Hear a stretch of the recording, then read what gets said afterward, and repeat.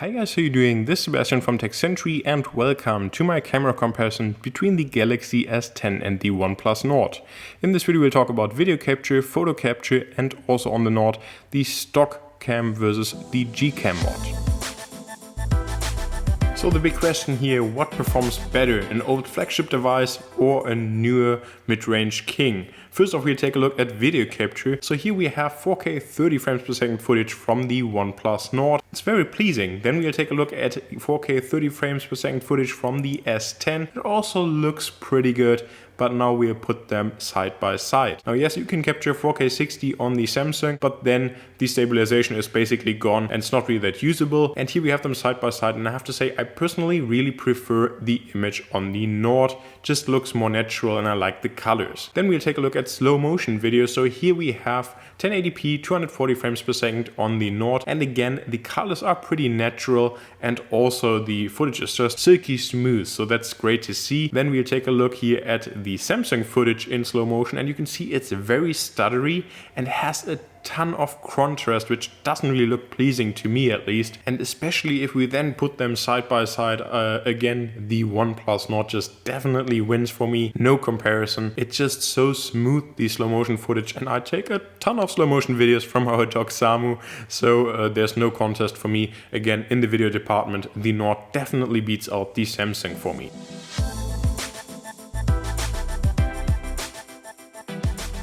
Moving on to the photos. So here we again have some pictures from Samu on this tree trunk, and first off we have the image from the OnePlus Nord, and again it looks very pleasing to the eye and the colors aren't oversaturated, just looks pretty natural. Here we then have the same image from the S10, and you can see there isn't a huge difference, and this is something that we'll see in the photos all along. There is no huge difference, but the colors are definitely more saturated here on the Samsung, and there also seems to be more sharpening happening, especially if we zoom in here 100%, then we'll see that the fur is definitely sharper on the S10, but I don't really feel like it's capturing more information, but rather that's just like digital sharpening that's happening after the fact. Then we'll see here an image from the ultra-wide cameras, and this is an 8 megapixel sensor on the Nord and a 12 megapixel sensor here on the Samsung, so you'll see that you can capture more in the frame of the Samsung than on the Nord, but overall again the images are both very pleasing, and of course we'll see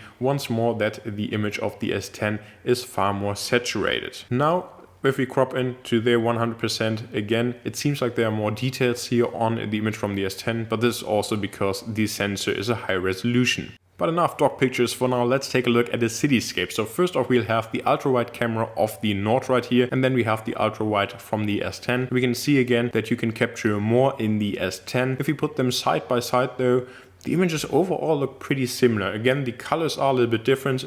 Of course, the phones have been in order in terms of colors all the time. And so overall, I wasn't really expecting such similar images. Here we then have a picture from the main camera of the Nord. Next up then a main camera image from the Galaxy S10. And again, they're pretty similar, of course, still a difference in terms of color. But if we then put them side by side, we can also see that in terms of details, it's very similar. And I wasn't really expecting that. And both images look really nice and I have nothing to complain about. But now this is where it gets interesting.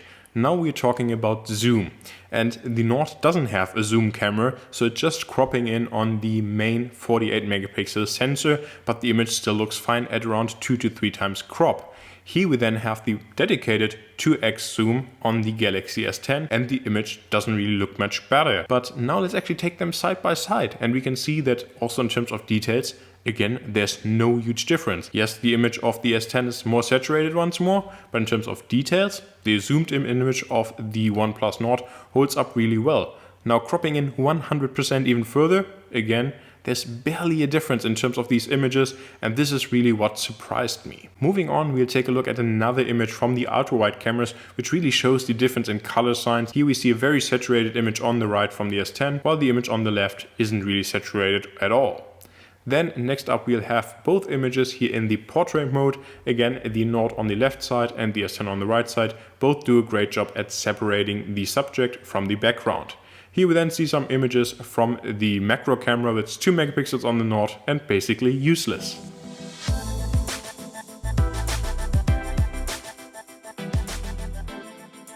So the photo performance between the S10 and Nord is very similar. Now let's take a look if you can get more out of the Nord if you're using the GCam mod than the stock camera. So here we have the first image with the container, and both images are fairly similar. On the right side we see the image from the GCam mod, and we can definitely see that the blues are coming out way more than on the stock camera, and that the color temperature is a little bit cooler. Here again on the flower, very similar image once more. And then last but not least, the subject separation from the front to the background also works very similar. Now there's one area where the GCam mod makes a huge difference, and this is if you have a bright backlight. So here we can see that with the HDR+, the GCam mod definitely gets a lot more detail of this UV+ speaker, and this is also true with the ultra-wide camera. So in terms of backlit scenarios, the GCam mod definitely gets more out of the Nord than the regular camera app. And this also wraps up my comparison of both smartphones. I hope that you guys enjoyed this video. I have to say I was really impressed by the Nord's performance in terms of cameras, and it can definitely hang with the S10. In terms of video, I actually prefer the performance here on the Nord. In terms of photos, I still prefer the S10 because I like the more saturated look. But that being said, of course, you can just take an image on the Nord and then turn up the saturation in, for example, Google Photos or another editing app. So let me know what you prefer in the comments below. Thanks for watching, and I hope to see you next time.